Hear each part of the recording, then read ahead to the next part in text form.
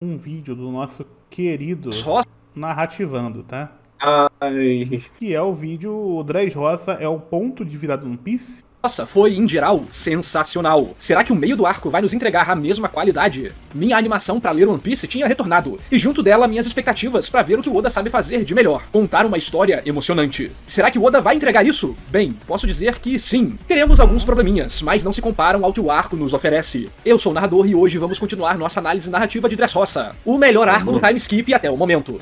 Esse vídeo analisará a fácil fazer. Não, é verdade. É até o... Ah, pensei que eram mais capítulos, 732 até 761. Não, então são 100 capítulos certinho. Nossa, eu pensei que era mais. Escrita do mangá, do capítulo 732 até o 761. Nossa análise começa com... É que é densa, né? Dres Roça tem texto pra caramba, né? E eu li semanal, nossa. É... os Mas não tem que fácil falar que é o plano de melhor invasão, pra logo depois... É que um arco é quase um não arco. É o arco de preparação pra esse, né? Uhum. Que entra meio que na saga desse. E o anterior é show-off. E é a pior coisa que o Oda fez mesmo, então não tem muito o que discutir. Depois nos apresentar o homem mais másculo da face da Terra, Sr. Pink, que vai Muito enfrentar foda. o Franky. E a luta deles Perfeito. é bem bizarra, mas o contraste foi tão grande que eu até me diverti. Além do visual dele ser ridículo até o limite, tem toda uma construção dele ser um personagem super irado, badass, a la cowboy do Velho Oeste. Só que ele se veste igual um bebê. Fora as frases Perfeito. clichês e de efeito. Sério, é uma combinação tão inesperada que me tirou boas risadas. Falaram que eu ia Sr. Pink é muito bom.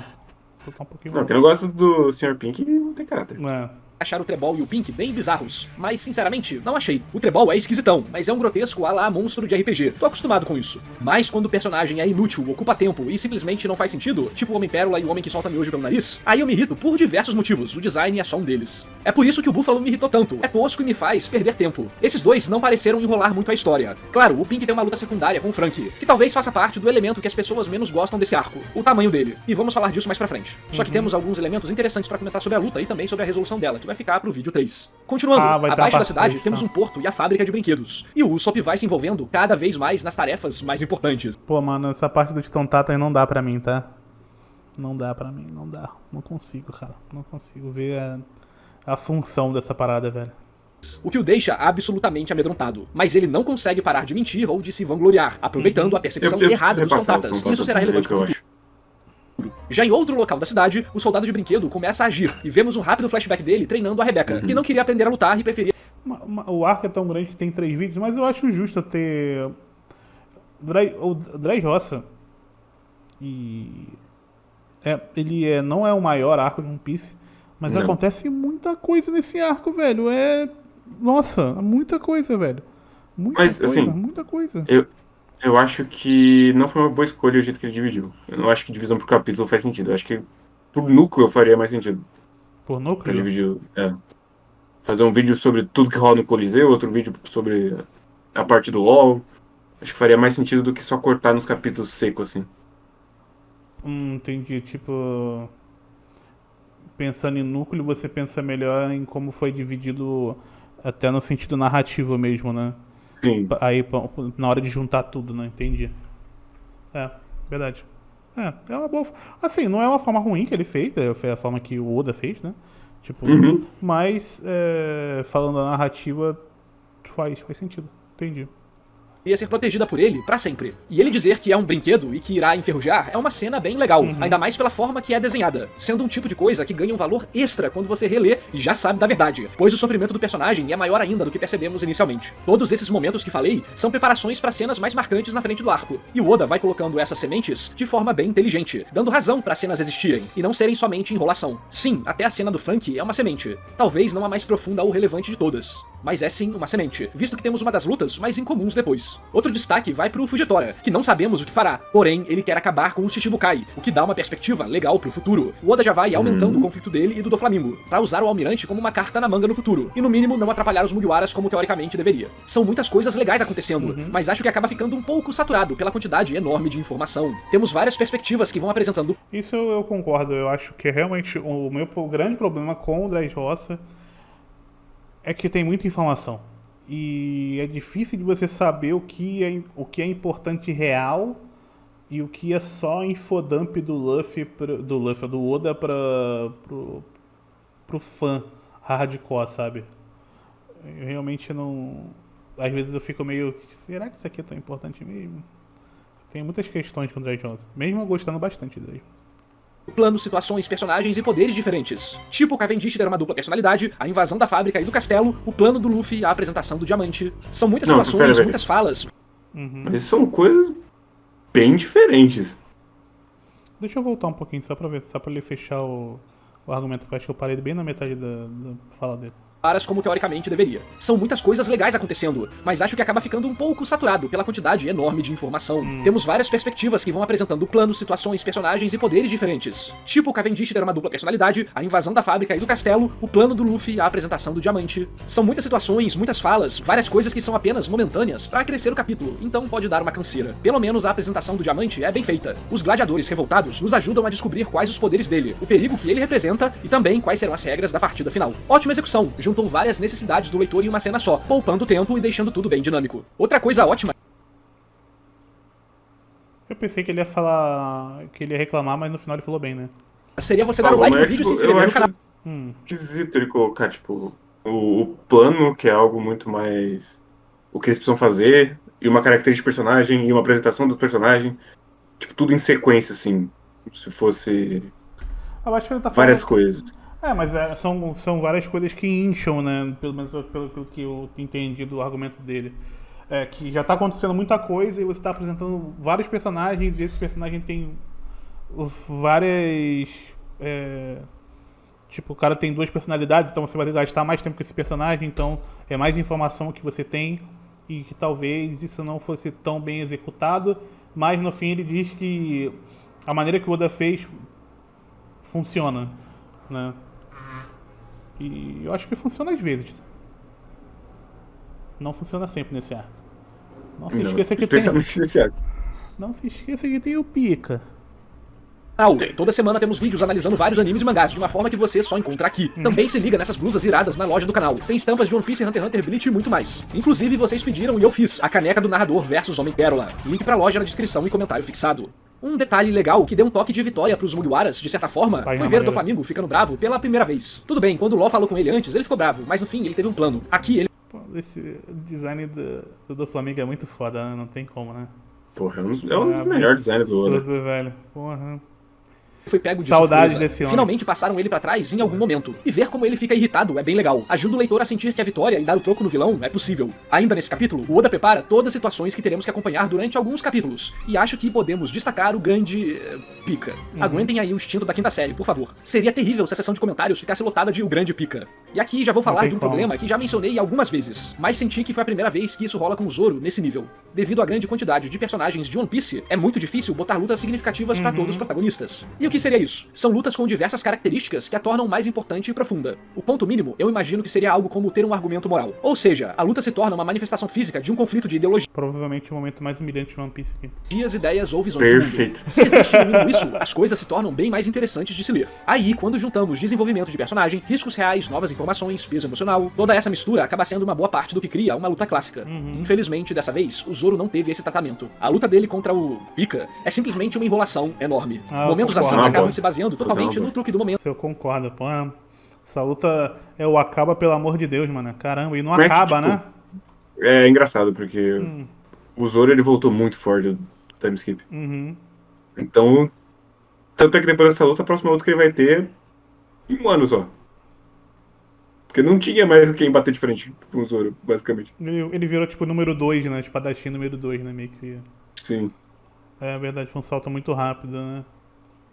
Algo engraçado, novos personagens, novos poderes, ou alguma situação criativa que eles precisam superar. Um exemplo disso é a luta do Cavendish e do Bartolomeu contra o cara lá que explode. Ela existe para construir um senso de união, progressão e perigo, além de usar personagens que o Oda preparou exatamente para tornar difícil, o mais possível, a possibilidade de progressão dos Mugiwaras na história. Porém, dependendo do seu gosto, da sua paciência e de outras coisas, esses momentos podem se tornar absurdamente lentos. E aqui teremos várias lutas secundárias, a do Laoji, Baby Five, a do cara que fica pesado e cai. Quando chegar no momento desses exemplos, eu falo mais sobre, e vai ser no vídeo 3. Não é que elas tenham sido inúteis, mas talvez muita gente possa ter perdido a paciência. Só que pelo menos na luta do Cavendish e do Bartolomeu versus o cara que explode, eu tava satisfeito com o ritmo. E a situação que os personagens estavam junto da forma que eles... Pô, pior que essa... Porra, essa aqui é muito boa, tá louco? precisavam sair dela, Isso aqui é e da hora. agora, não é a melhor execução que One Piece já teve, mas também tá muito melhor do que os 2 arcos anteriores. O fato do Bartolomeu ser literalmente a fandom de One Piece também foi bem divertido. O cara mata quem fala mal do Luffy, é fanboy alucinado do Zoro e quer ser servo da Também. Robin. Parece uma representação fiel. Voltando pra história, vemos o povo tentando invadir a fábrica de brinquedos, e o plano da Robin é bem inteligente. Além de vermos ela usando seus poderes pra observar pelas paredes, ela decide enganar o Trebol, usando a sagacidade e a experiência dela como infiltradora. Pode não ter sido tão explosivo ou chamativo, mas foi o tipo de coisa que só ela poderia fazer, então destaca bem o momento. Ainda Pô, eu gosto muito dessa parte também. Essa parte é bem legal. Mas se você pensa sobre a situação que eles estavam, era bem complicada. É esse tipo de coisa que eu gostaria de ver o Oda fazendo com os outros personagens. Não é porque eles não são ultra porradeiros que eles não podem ter execuções boas dentro do arco. Só é uma pena que os Tontatas esquecem do plano e decidem atacar a menina. Cara, esse Tontata aqui é muito forte. Esse aqui, ó. Da direita. Caraca. Muito forte esse Tontata aqui, velho. E esse aqui da cabecinha sem orelha? Caralho, muito... Que isso, velho? Muito maneiro, cara. E você falando mal aí, que isso. Caraca. Ué, o problema é que eles aparecem demais. Ó a meniname ali, no canto. Aham. Perfeito. Caraca, muito maneiro. Ao invés de botar a frutinha lá. Eu não entendi muito bem o porquê disso, mas vou aceitar já que eles são meio burros mesmo. Tem uma outra cena que eu gostaria de dar destaque, dessa vez pra arte do Oda, que é essa aqui. Vemos o soldado de brinquedo lutando contra o Laoji. Então temos um flashback do planejamento da rebelião. Porém, Rebecca grita que a estátua de Kyros é uma farsa. Só um símbolo pra manter os gladiadores presos pra sempre no Coliseu. E essa é uma das partes que mais gosto ao ler One Piece analisando narrativamente. Como eu estou procurando elementos narrativos, minha atenção normalmente é desviada dessas conexões e detalhes da trama em si, que vocês hoje em dia provavelmente consomem no YouTube, caso não percebam lendo, com vídeos explicando tudo isso, e já fazendo previsões das conexões de certos momentos do presente pro futuro. Então, quando a Rebecca falou isso, eu fiquei, nossa, agora tudo faz sentido. Ela sempre apresentou a estátua, mas nunca soube quem era, pois suas memórias foram roubadas quando Kyros virou um brinquedo. Quando você percebe que o personagem falou uma mentira dentro da história, vamos dizer assim, e junto que a pessoa falou com o contexto do que tá acontecendo, muita coisa acaba se revelando algo além do que imaginávamos. Isso é muito bom. Logo depois, quando o soldado está preocupado e a proíbe de entrar no torneio, ela diz: quem você pensa que é? Você não é meu pai. Você não pode vencer do Flamengo. Você é só um soldado de brinquedo com uma perna só. É aí que esse quadro entra. Os brinquedos mantêm a mesma expressão facial, mas a forma que o Oda o desenhou ficou sensacional. É simples, se foca nas sombras para mudar o clima, não coloca 9.999 balões de texto, ele apenas... Porra, narrador, viu? Você sabe fazer. Meu, você sabe fazer. Você é um cara bom. Era isso que eu queria mais de você. Né? Eu, como se pudesse cobrar alguma coisa de alguém. Mas se eu queria mais, tipo... Tá falando de narrativa? Fala também no desenho, tá ligado? É isso. Pô, muito bom. Isso é papo reto, muito bom. É isso. apenas fica em silêncio e vemos a metade de seu rosto, pra logo depois ele dizer: você está correta, eu passei dos limites. É um caso parecido com o painel de Bleach que eu já falei aqui no canal. Muito forte. Seu rosto pela metade mostra que o sentimento demonstrado também é uma meia-verdade. De fato, ele passou dos limites, visto que pra Rebecca ele não é o seu pai. Porém, o soldado de brinquedo é Kyros, e ele é o pai da Rebecca. Ele se lembra disso, e mais ninguém. Esse é o motivo de sua consternação, e tudo isso é passado em apenas um quadro. Porque até esse momento não foi revelado quem ele era. Isso vai acontecer no final desse capítulo. Mas se você pegar todas as dicas que já rolaram até aqui, principalmente esse momento, que é bem escrachado, da forma correta, diga-se de passagem, essa é uma conclusão óbvia, e ao mesmo tempo sensacional. A verdade dele está soterrada em um mundo de mentiras, e ele não pode fazer nada contra isso. O pior é que a cena acaba sendo um insulto duplo a ele. Rebecca visualiza a escultura como uma armadilha, uma enganação, um símbolo de falsa esperança, enquanto na realidade ela demonstrava o contrário, jogando todo o processo de redenção de Kyros no lixo, bem na frente dele, sem ela nem perceber. É muito bom ser pego de surpresa pra essas coisas. Tá tudo na minha cara, mas como estou olhando pra outros elementos, essas conexões indiretas, misturadas com esses momentos impactantes, tornam tudo muito mais profundo e interessante. Não, calma. Agora eu me perdi um pouco. Como assim? Sim, tipo... Uma coisa é lore, né? Que não é isso que você tá rolando aqui. Se ele tá lendo focado na narrativa, ele devia Exatamente, ler essa parte também. exatamente isso que ele deveria ter percebido, né? Sim. Baita ironia dramática. A revelação de fato acontece no final do capítulo, como eu falei, pra realmente não deixar o leitor perder o impacto e fazer ele refletir sobre o diálogo que acabou de acontecer. Bem, a invasão continua e Luffy sobe pros andares superiores de uma forma bem criativa. Sinto falta de situações assim. Antigamente, o Oda tinha que arranjar soluções diferenciadas pra certos inimigos, como a rede de borracha ou puxar o pescoço do Luffy da água pra fora e coisas do tipo. Agora, em geral, é Elephant Gun. Ah, mas isso aqui é o ócio do processo Jump, não tem muito o que... Ninguém consegue fugir muito disso aqui, não tem muito o que... Nem o Oda, nem ninguém, tá ligado? Uma hora... Eu nem acho que ele sofre tanto disso. Eu acho que a expansão do mundo, a quantidade de tempo que leva pra você fazer o seu mangá, as decisões que você acaba tomando enquanto vai se expandindo, ele vai limitando, né? Você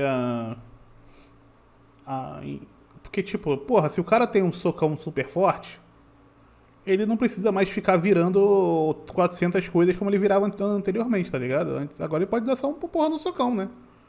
É que, tipo, Porque o socão resolve. estamos em Dressrosa. Aham.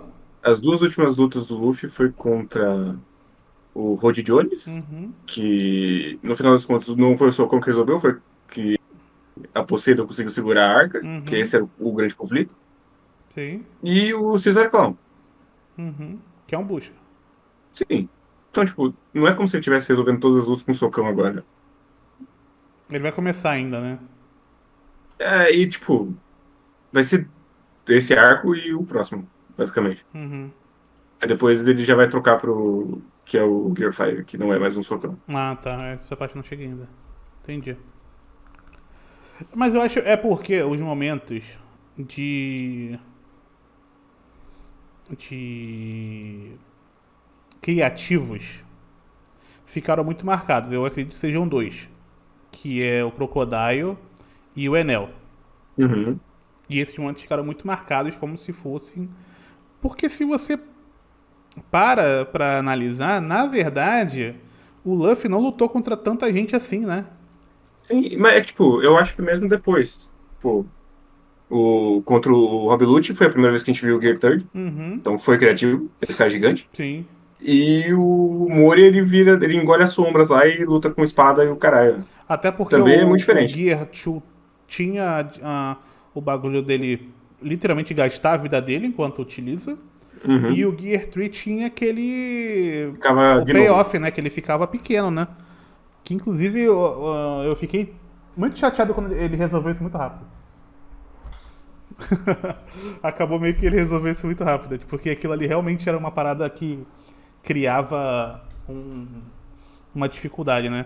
Mas eu acho que é difícil também você conseguir manter essas coisas no longo prazo. Não, até para essas coisas não se tornarem repetitivas, né? Sim. O mesmo problema se torna repetitivo, né? Enfim. Mas agora parando pra ver, o Luffy não lutou contra tanta gente assim. Porque no início era tipo, eu sou de borracha, você me dá uma espadada. Você me bateu com a marreta. Então a marreta não faz nada contra a borracha, então toma socão. Aí luta contra o maluco lá o Homem-Peixe, caraca, esqueci o nome dele. O Arlong. O Arlong. E é basicamente uma briga, uma porrada honesta, né? De soco. Então, e aí já vai escalando, né? Crocodile, Enel, enfim, né? Então realmente não foram tantos personagens assim. Então acho que é uma falsa... Na verdade, é uma falsa impressão de que ele não caía na porrada desde sempre, quando na verdade ele caía mais na porrada do que ele resolvia as coisas de forma criativa, né? Sim. Entendi. Faz sentido. Enfim, apesar de fazer sentido, eu sinto falta. Espero que tenham mais situações criativas de movimentação como essa na história pra compensar. Outro detalhe legal... Porque essa coisa de movimentação, lá no CP9 tem uma de movimentação, inclusive que ele faz uma brincadeira, né? Que é aquela do Luffy ficar preso, né? Que ele, Entalado, que é né? genial, porra, aquilo aí é genial.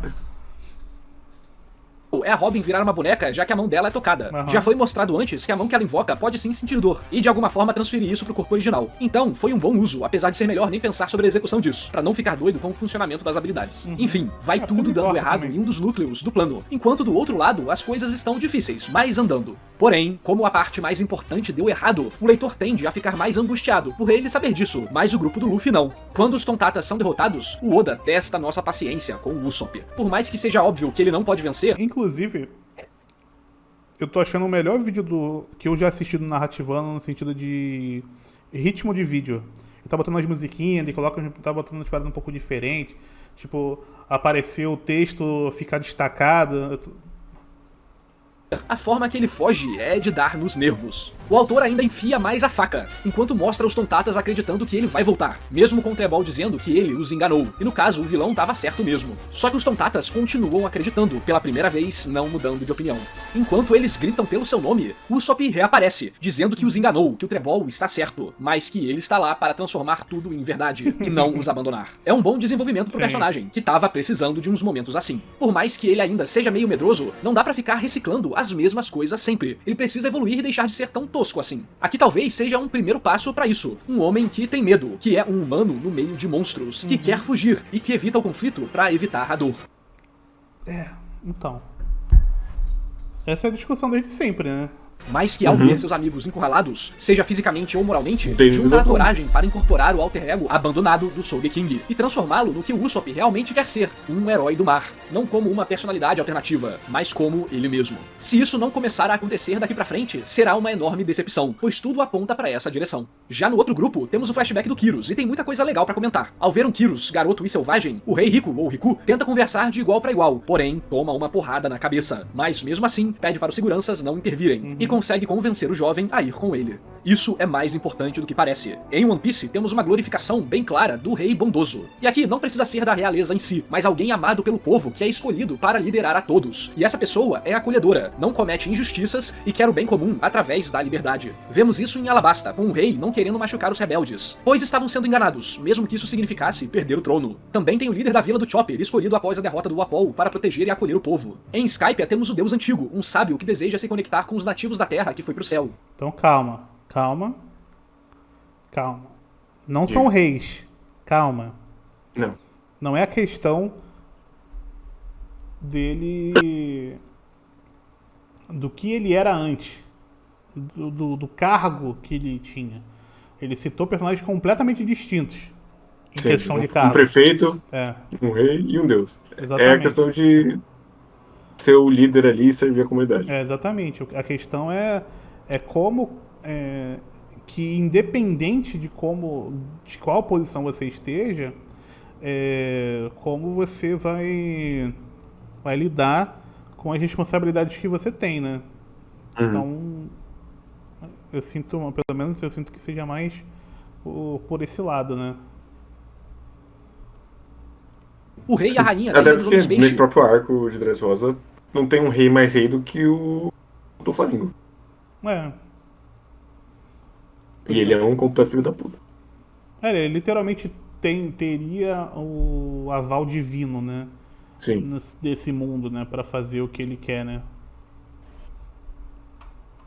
Que compartilham o sofrimento de seu povo e que querem os proteger dos males do mundo. O rei original em Dressrosa, que tenta fazer de tudo para salvar seu povo das mãos de Doflamingo, e ao invés de roubar o dinheiro deles para cumprir uma proposta absurda, que era a intenção do Doflamingo o deixar desesperado para recorrer à força, ele faz um pedido humilde e emocionado, para que todos doem o máximo de dinheiro possível, mesmo achando que isso não vai funcionar. E acho que aqui temos a dica principal, um pedido humilde e emocionado para que doem. Todos esses reis são bondosos, e não se veem como superiores de seu povo, mas sim como um escolhido por eles para ser seu protetor. Pede pela cooperação, e não os força a isso. Graças à paixão do povo pelo rei, os habitantes entregam tudo, confiando que isso é para o bem deles, e que o rico nunca faria algo com más intenções. Isso difere bem dos usurpadores. O Apol, o Crocodile, do Flamengo, o Enel, pessoas que tiram à força o dinheiro e a liberdade das pessoas. E que muitas vezes mascaram isso como um bem maior, retornar a água, regras divinas ou prover segurança, visto que o malvado rei Riku assassinou a população no passado. E quando esses usurpadores são derrotados, esses reis bondosos ou seus descendentes voltam ao poder, ou a um novo membro escolhido através de suas virtudes, para proteger e guiar seu povo, tipo o xerife lá da vila do Chopper.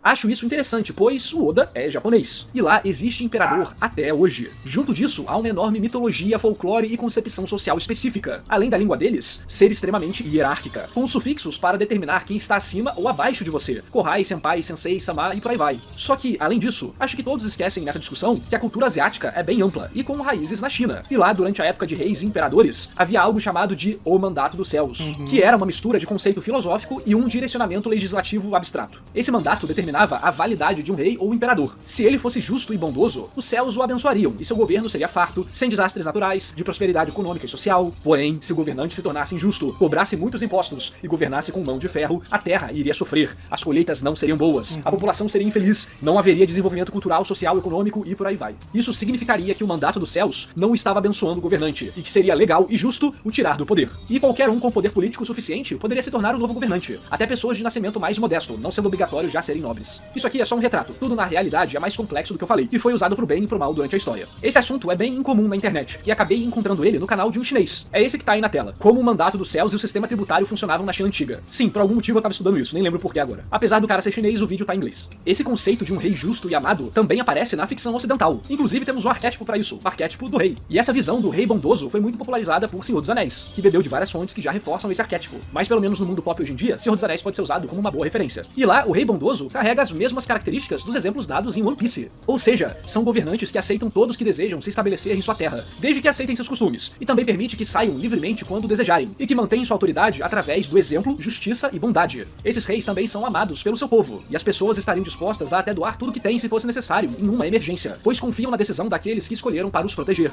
São humanos exemplares, aqueles que se sacrificam por todos, que se refiram até o limite do físico e do psicológico. Perceba que todos esses personagens, seja em One Piece ou em Senhor dos Anéis, também são exímios guerreiros do corpo ou da mente. Muitas vezes os dois, sendo destaques em suas áreas, e não apenas possuindo um título de nobreza vazio. E isso é exatamente o oposto dos Tenryubitos, que possuem poder pelo nome, pelo título, por serem descendentes daqueles que dominaram o mundo. Então, é aí que é o... Aí que é o ponto, tá ligado? Uhum. O ponto é, pelo menos na minha leitura de One Piece, é que esses reis... Como é que eu posso dizer? A gente já comentou sobre isso no podcast, velho.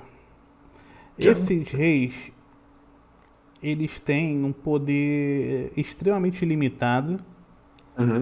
porque eles não são exatamente Um rei absolutista. uns absolutistas, né, no sentido de rei que tipo é dele o local. Sim. Eles são mais uns tomadores de conta, né? Porque pode chegar um maluco desse aí e falar, não, agora essa aqui é meu, e acabou, né? Não tem discussão. Não importa se você é o rei, se você não é. E, enfim, né? Uhum. E aí o grande ponto desse arco do Dressrosa, diferente dos outros arcos, que eram usurpadores de poder, tipo lá o Crocodile, né? Que também não era nenhum cara com poderes divinos e estava tentando só tomar uma região. Aqui tem um cara que tinha essas propriedades de poder, né? Ele tá voltando pro reino dele. Exatamente. E aí que tá a grande diferença desse cara. Ele é realmente um representante do povo. Acho que o grande ponto não é que eles são reis, é que rei é uma maneira mais simples de você mostrar a sua ideia do que é um modelo de governo mais simples para você contar uma história. Sim, é mais fácil do que você, sei lá, você colocar um presidente que porque implica a eleição. Exatamente. Primeiro-ministro. Eu acho que o grande ponto de One Piece de colocar essa imagem de rei é pra ser mais fácil, tá ligado? Porque, porra, se tu botar um parlamentarismo ali, fudeu. Tá ligado? Então, esses personagens, eles sempre representam alguém Que tá conectado com o próprio povo. que tá conectado com o povo. Não exatamente... Literalmente um monarca. Não é ligação mística, mas é realmente uma ligação de pertencimento àquilo, né? Uhum. Por isso que eles sempre estão falando de dar a vida por aquele lugar, e como um soldado faria, né? Acontece em alguns momentos, como o rei de Dressrosa, né? Então, eu acho que é mais didático do que exatamente pensando na monarquia em si. Sim. Eu acho que é uma facilitação para mostrar uma outra coisa. Não sei se Eu concordo. Fica mais fácil de compreender qual que é a minha opinião sobre isso. E aí se difere muito dessa explicação da China, tá entendendo? Que é uma outra questão, uma questão muito mais mística. E realmente de poder, né? De como... Ah, beleza, você tem que ser legal e tal, mas é uma questão diferente. Pelo menos essa é a minha leitura. O Oda propositalmente ridiculariza e causa escárnio ao título de nobreza desprovido de virtudes. Podemos observar isso na forma que eles agem, que eles falam, que eles se vestem e como observam um mundo abaixo deles. Acho que esses são elementos clássicos em grandes épicos, que tratam sobre a transcendência humana, liberdade, a real força e virtudes que podemos ter em vida. E se misturarmos com as heranças culturais asiáticas, dá pra ver como ainda existe o imaginário daquele que nos guiará em um mundo de problemas, mas que nunca nos forçará a fazer algo que não queremos. Nada mais justo que, em uma história sobre liberdade, os antagonistas filosóficos serem as pessoas que determinam suas vidas e a vida dos outros através do nascimento. Bem legal, né? Tô curioso pra saber como isso será trabalhado em um ano. Outro ponto interessante. É um toque mesmo. Que tipo, Ásia é muita coisa pra você chamar alguma coisa de asiática. Então, é um pouco... Como se as histórias se misturassem tanto assim, né? Sim. Tem uma simbiose gigantesca entre a história japonesa e a história chinesa, né? Por tudo que aconteceu. Tipo, mas não dá pra chamar isso de Ásia, né? Assim, eu entendo. Se você chamar de Sudeste Asiático, ainda vai. Mas Ásia, o Oriente Médio é Ásia também.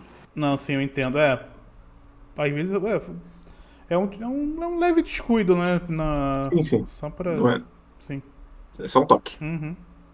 interessante do flashback é como Kyrus desejou ser esquecido, visto que ele carregava uma culpa e arrependimento enorme por ter matado alguém quando era mais jovem, e o fato de todos o verem como um grande gladiador ativava essas memórias. Ele só queria ser mais alguém na multidão, e esse desejo se realizou. Quase como um desejo de um gênio da lâmpada, ou uma punição divina. É muito legal quando autores fazem isso, misturam tema com trama, com drama, simbolismo e desenvolvimento de personagem. É simples e feito para um personagem secundário, mas funciona, dá substância para a história e faz com que os personagens fiquem vivos. Mas antes do fatídico dia acontecer, o rei entra como gladiador misterioso no Coliseu. E quando Kyrus não o mata, o rei mostra que ele não era uma fera, um monstro descontrolado, e sim, um homem redimido. Assim ele se torna o capitão da guarda real, e começa um momento bem curioso na obra. Me falaram que o Oda não gosta de fazer romance, e de fato, não tivemos quase nada assim em One Piece. Mas foi incrível como que com pouco, ele fez muito. O romance do Kyrus e da Scarlet é muito bacana, rápido, mas bacana, só exibindo o essencial para que todo quadro e frase preencham as lacunas que poderíamos ter ao só acompanharmos flashes dessa vida. É basicamente a história da dama e do vagabundo. Ela não o aceita, ainda o acha um monstro, e Kyrus concorda,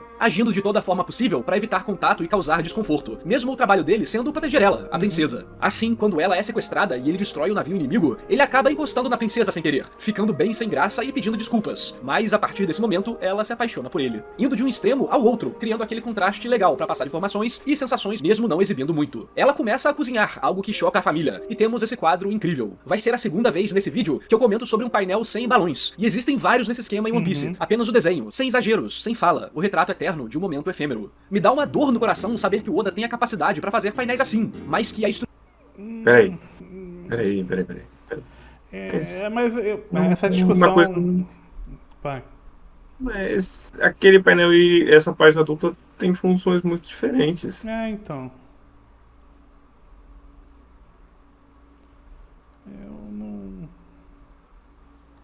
Eu acho que tem muita informação aqui. Mas... Tem. Gente, vamos combinar que isso aqui é uma página. É spoiler só porque vocês sabem o que acontece. Eu não sei o que acontece aqui. Pra mim, essa página não quer dizer absolutamente nada. Pelo amor de Deus, né? Vamos devagar, né? E tem 400 páginas assim do Oda. Calma. Só tem uma página. Só se a pessoa pausar, ler o que tá acontecendo. Tá mostrando só... assim... essa página, inclusive, nem é uma das piores páginas de todas. Longe disso. Essa página tá bem... Ela tem bastante coisa, mas você consegue entender tudo que tem dentro dela. Tem várias páginas que você não consegue entender nada que tá acontecendo, pô. Sim. Não é como se isso não fosse um problema do Oda, mas... A comparação não cabe. Basicamente é isso. Porque, na verdade, seria mais um elogio do que um demérito. Porque, tipo, eu sei fazer página de um jeito e sei também fazer do outro. Sim. Porque isso aqui é uma página de ação. Se você limpar todo o texto dessa página aqui, ela não vai ter a mesma função da outra página. Eu entendo o ponto. Não é o texto que tá atrapalhando a leitura dela. Eu entendo o ponto. Tipo, você sabe fazer coisas com menos. E agora você está exagerando muito. E essa é uma crítica muito válida. Realmente tem vários momentos que ele enche a tela de informação. E eu acho que ninguém, ou a maioria das pessoas, não gosta. Mas Sim. não é exatamente você dar o salto de um lugar pro outro. A gente já fez isso, inclusive, no Mãe do Luffy, mas eu acho que hoje, pensando assim melhor, acho que não é uma boa crítica nesse sentido. Atualmente, parece uma armadilha que não deixa brilhar na parte sutil da coisa. Espero que um dia ele faça mangá sem falas e se comunique só através do desenho e do sentimento. Seria uma aula incrível pra todos os fãs de quadrinhos. Eu ia até fazer a eu espero que não. Espero que ele nunca mais toque no lápis depois de terminar isso aqui. piada de que a Scarlet era a Nami, mas tudo foi tão bem feito Ele não vai vou aguentar deixar também, passar né? dessa vez. Não. A Scarlet é uma personagem que aparece pouco, mas é intensa, desgostando dele, depois se apaixonando, e então preferindo morrer do que não poder se casar com ele. E eles forjam sua morte, para que ela possa viver em uma casa no campo com seu marido e logo com sua filha. O painel do nascimento da Rebecca também é muito bonito e até emocionante pra mim, com o pai e o avô chorando horrores. Temos mais um ponto legal de construção de personagem pro Kyrus aqui. Ele não querer encostar na filha com as mãos sujas que ele considera que tem, pois ela é um ser puro. E a forma que ele encontra pra encostar na filha é colocando luvas. Isso terá outro paralelo trágico mais pra frente. Todos esses momentos são bem gostosinhos de se ler. Possuem uma ternura e leveza, que, obviamente, seriam quebrados com a pior sequência de acontecimentos possíveis. Parece um disco quebrado, mas o Oda usa muito bem contraste no desenho, na escrita, no tema, na narrativa, e isso intensifica tudo. Enfim, mostrando que é brabo mesmo, Kyrus corta a própria perna pra atacar o do Flamingo, mas acaba virando um boneco, com todos esquecendo de sua existência. É bem legal essa mecânica da memória, pois cria impactos retroativos na história. As lacunas meio esquisitas, que você sentia que propositalmente estavam escondendo algo, são finalmente reveladas, e a história ganha um valor ainda maior do que já tinha. Deve ser um daqueles momentos que uma releitura traz mais impacto ainda. Enfim, chegamos no momento. Ao ver sua esposa sendo baleada, ele a pega, mas percebe algo mais trágico ainda. Kyrus diz: "Esses meus braços feitos de lata não podem nem sentir seu corpo esfriar enquanto você se vai." Kyrus desejou ser esquecido, e seu desejo foi concedido. Kyrus achava que suas mãos e braços não eram dignos de sentir sua filha, e essa sensação se tornou realidade e permanente. Agora, ele não poderia sentir nem ela, nem sua esposa. Nunca mais. E nem é o melhor difícil não certo. pagar pau pro Oda, quando tudo isso é Qual que tu acha o melhor flashback do Sr. Pink? Não, do LOL, pô. Hã? Do LOL é o melhor. Flashback do Ah, do Corazon? Sim. Ah, sim. Ah, mas esse aí não conta, pô. pegue junto de um baita ritmo, bons diálogos e quadrinização, além de funções narrativas bem claras e competentes. Ainda mais sendo um personagem secundário que provavelmente nunca mais será relevante. Lembra do que falei no vídeo passado, de fazer o leitor se importar com a situação? Esse é um baita exemplo. Não existe uma alma viva agora que não queira ver o do Flamingo se ferrar fortemente. Como se não bastasse essa sequência incrível, temos talvez o início da maior lenda de One Piece, o deus Usopp. Após terem perdido pra Sugar, todos estão sem esperanças, e Usopp está imobilizado. Dedicado a fazer seu inimigo sofrer o máximo possível, a garota faz Usopp comer a fruta especial, capaz de fazer alguém desmaiar de tão picante e terrível que era. Porém, ao bater em Usopp com sua mão para o transformar em brinquedo, fechando sua boca com a fruta dentro, antes do poder se ativar, Usopp sente os efeitos do maldito fruto e simplesmente colapsa de forma inexplicável. Não existem palavras para descrever isso, apenas a imagem. Tomando um susto incalculável, a menina acaba desmaiando e seu poder é anulado pela primeira vez em décadas. Isso foi simplesmente genial. Usou muito bem a veia cômica e bizarra de One Piece, fazendo proveito da liberdade artística para passar a reação e impacto do personagem. Além de ser claramente possível e compreensível essa linha de acontecimentos, mas também absurdamente improvável de um leitor estar um passo à frente. É o que eu sempre digo, bons autores não usam a primeira solução que vem à mente, e sim a quinta ou sexta, usando um ciclo de tentativa e falha para tornar a vitória mais sofrida, merecida E essa nem é a melhor parte.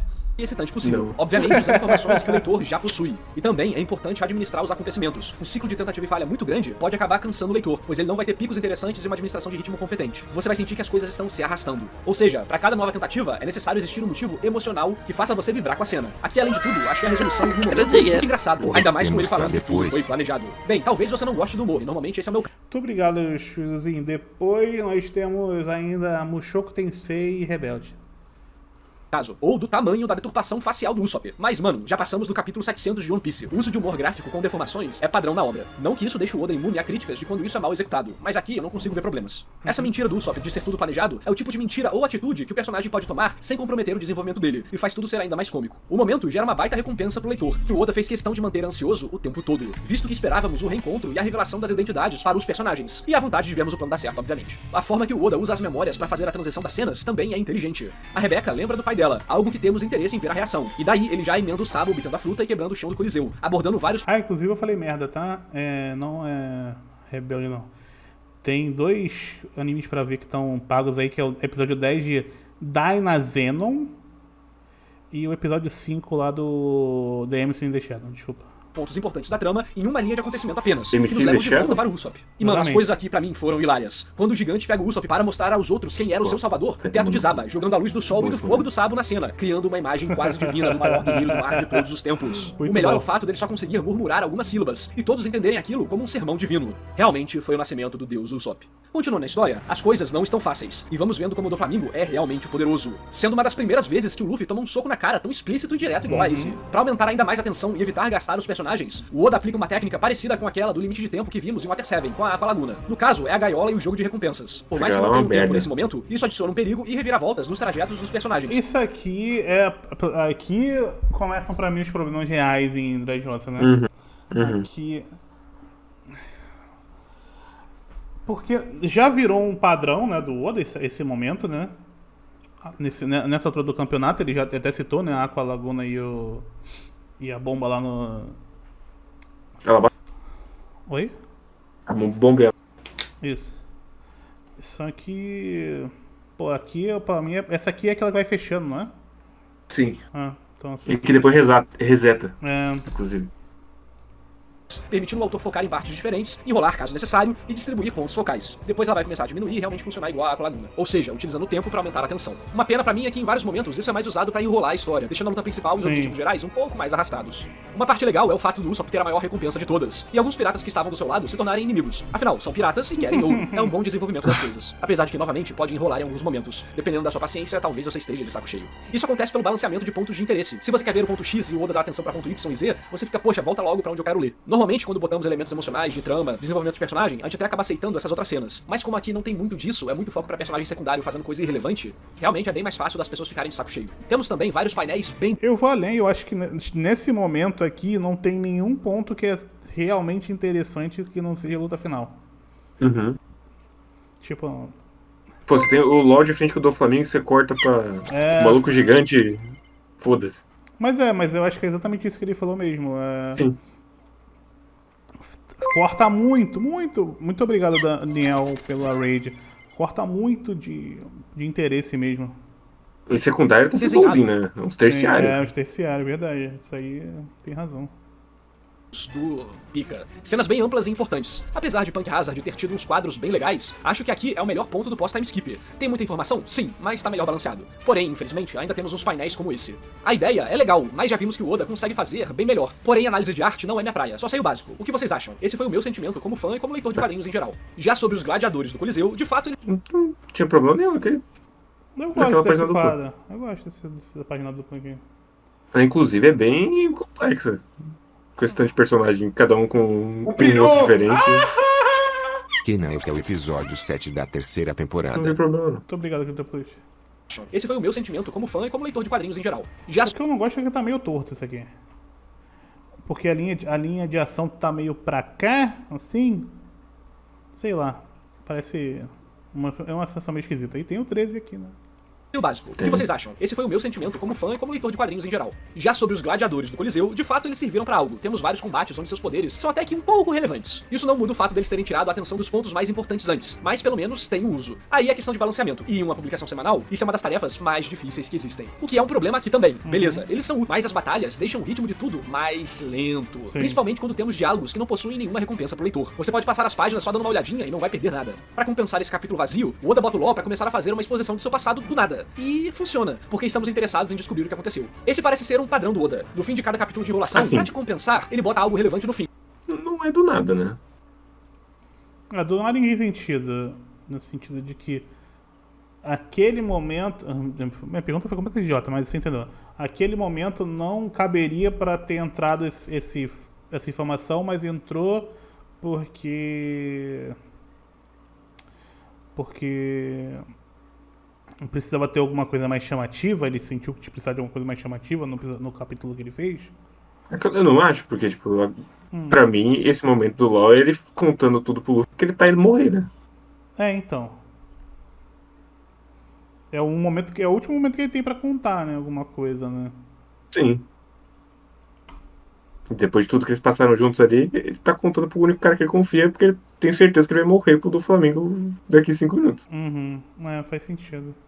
e deixa como cliffhanger. Bem safado isso. Parece gacha. Não foi dessa vez, mas na próxima vai. Há também uma fala interessante da Viola. Quando seu pai fica preocupado de piratas estarem ajudando, ela diz que, e daí que são piratas? O governo mundial e a marinha permitiram do Flamengo fazer tudo isso e não ligaram pro sofrimento do nosso país. Ela não vai simplesmente abaixar a cabeça e acreditar neles, porque eles dizem que agem em nome da justiça. Isso se conecta com o assunto que conversamos antes. Bem, acho que infelizmente, daqui pra frente, vamos tendo mais enrolações. E muitas pessoas podem julgar ser a parte mais chata do arco. Isso rola porque o Oda não apresenta nada que o leitor quer ver. Temos muitas lutas de personagens que são pontuais. Então é tipo, como as coisas são difíceis, como eles estão ajudando. Mas as lutas em si não tem nenhuma preparação. Você não tá ansioso por elas. Também não tem nenhuma recompensa. São secundários versus secundários que não dão em nada relevante. Uma que me agradou por motivos de comédia, ou seja, algo completamente pessoal, foi a do Frank com o Sr. Pink.